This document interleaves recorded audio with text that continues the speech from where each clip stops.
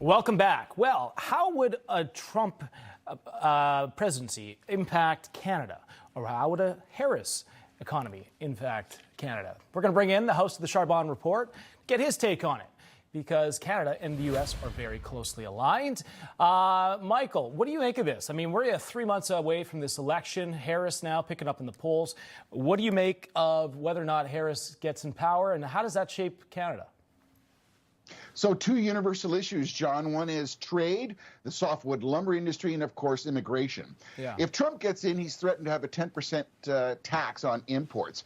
And that would affect directly Canada's Canadian steel, aluminum, and softwood lumber products. Canada would have to reciprocate. They'd have to charge a 10% tax on America.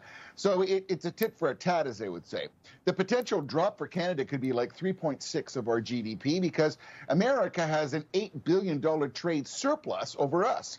The USMCA, the North American trade deal, comes up for review in 2026, and that was something that Trump was involved in, so that may be positive for Canada. Trump may resurrect the Keystone Pipeline.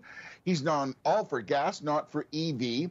His deportation situation could endanger Canada because although we still have a respect of the safe third country agreement where asylums can't go shopping, it still means how many of them would go to the northern border to evade being deported. If you compare Harris, you got to remember, you got to let us remain focused on what can be unburdened, but what has not. I mean, we heard that so much we laughed. She's not saying anything.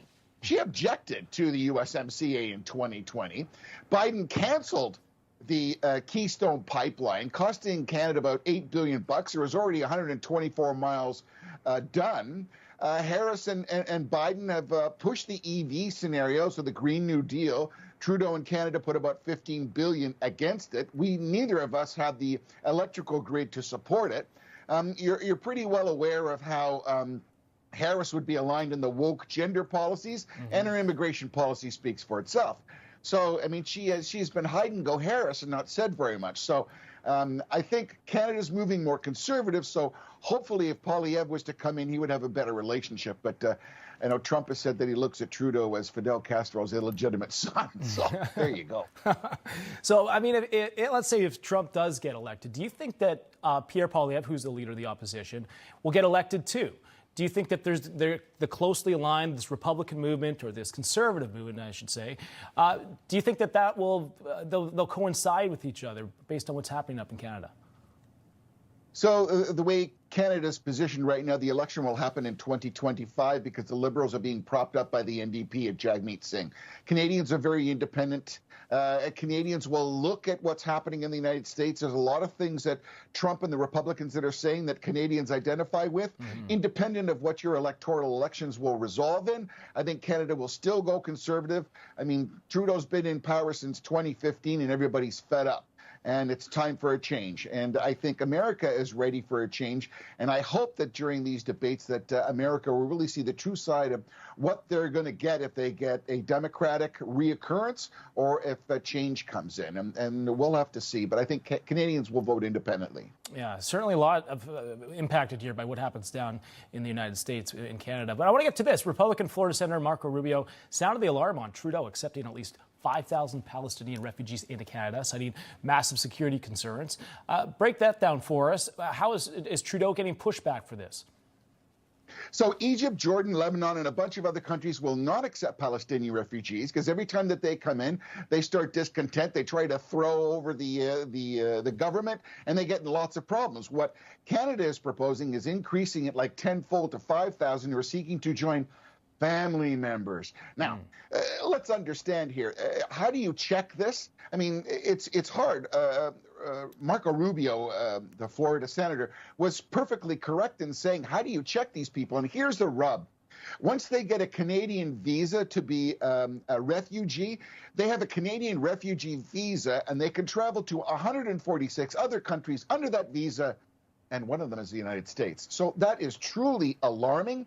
The pushback, everybody's a little bit tenuous because we still have occupations and demonstrations, but more people are becoming aware of this. And I hope there will be something that will stop that.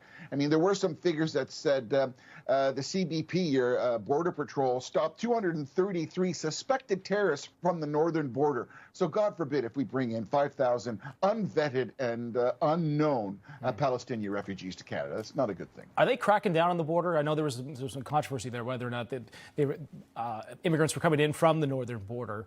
But is the RCMP doing anything about this, or is Canada doing anything more about this?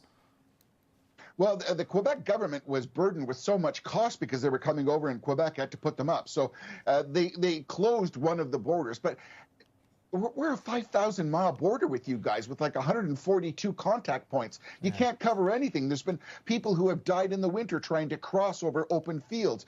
Where the problem is going to occur, John, is if Trump comes through with his mass deportation, people aren't going to say, hey, I'm just going to wait for Trump to deport me. They're not going to do that. They're going to try and venture north, and they're going to press our border, and our Canadian government and our Border Patrol is not prepared.